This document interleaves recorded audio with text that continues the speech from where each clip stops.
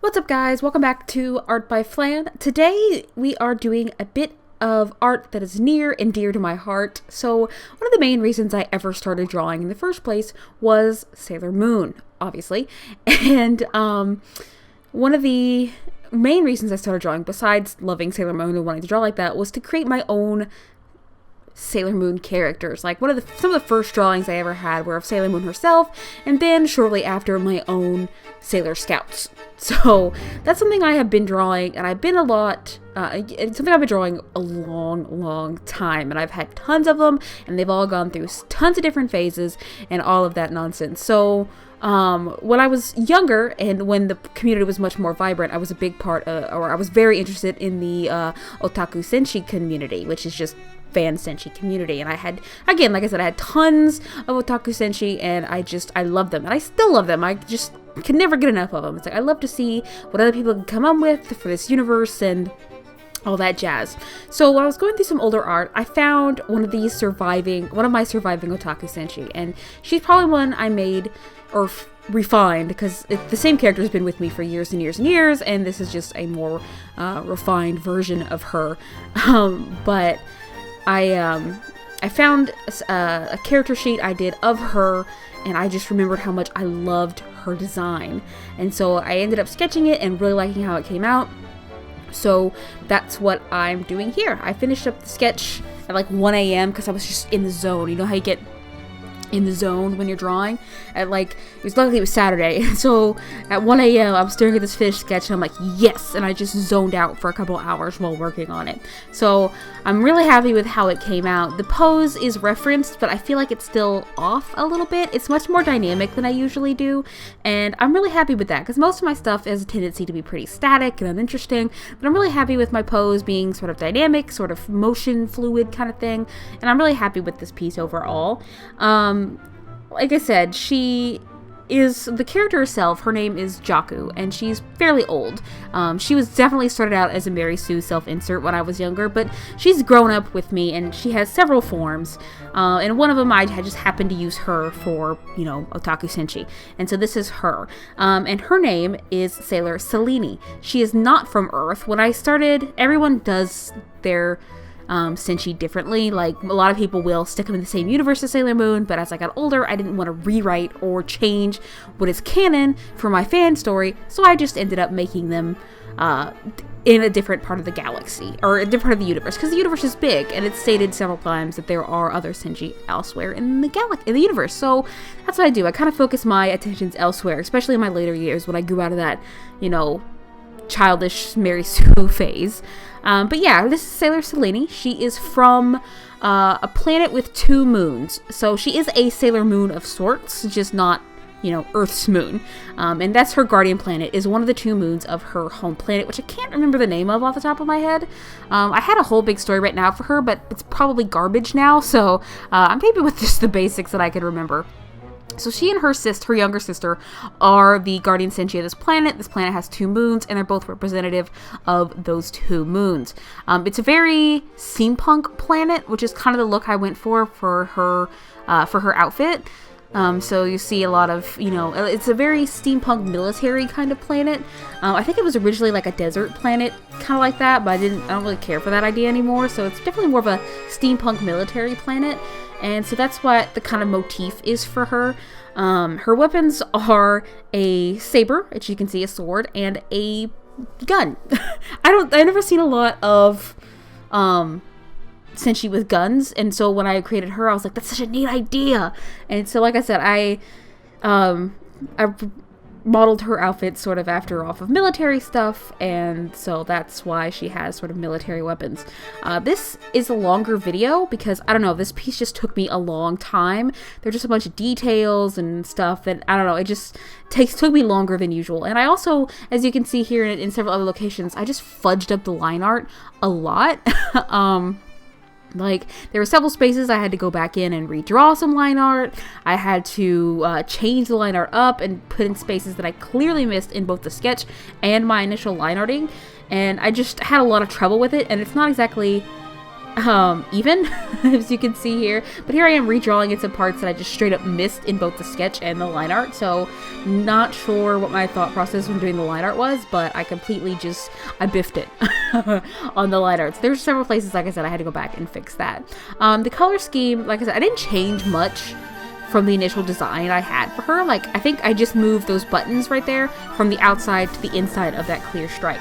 So, yeah, that's that's about all I changed. The design I had for her originally, which is this one, was really good. I was really happy with it when I found it, and I was just like, oh, why haven't I drawn this since then, you know? So I definitely wanted to do that, and that's how I ended up where I am today. I am pre-recording this video.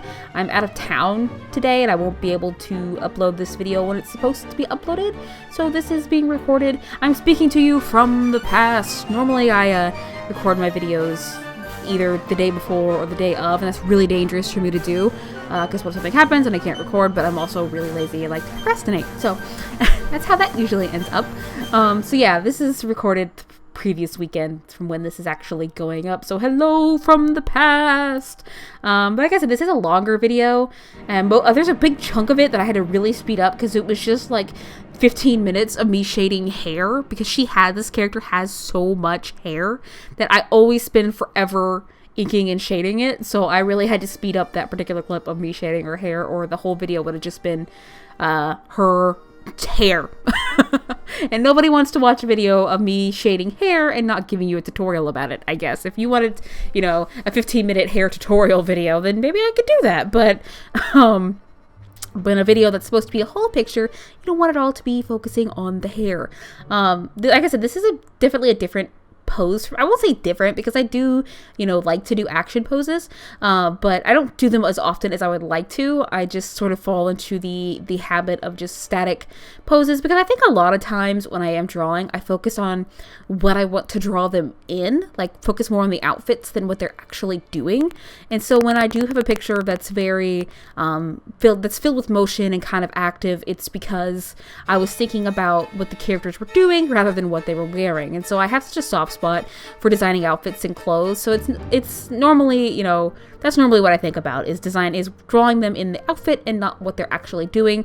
So I need to kind of break that mindset and focus a little bit more on their posing, trying to make my art a little bit more interesting than it is right now, which is kind of dull. Like I said, the colors are nice, the lines are pretty good, but the posing is just very blah. And so that's one of those things I want to work on as an artist, is getting better at doing more actiony, or at least more interesting posing. So you'd think after all these years of drawing Cintiq and Sailor Moon stuff that I'd be better at pleated skirts, and you would be absolutely wrong. Like, it looks okay. It does just look like ruffled fabric and not an actual pleated skirt, but hey, you know, we can't be good at everything. I may have been good at them once upon a time, but I'm certainly not anymore. I'm sure that also once upon a time they were just like brick squares, but whatever.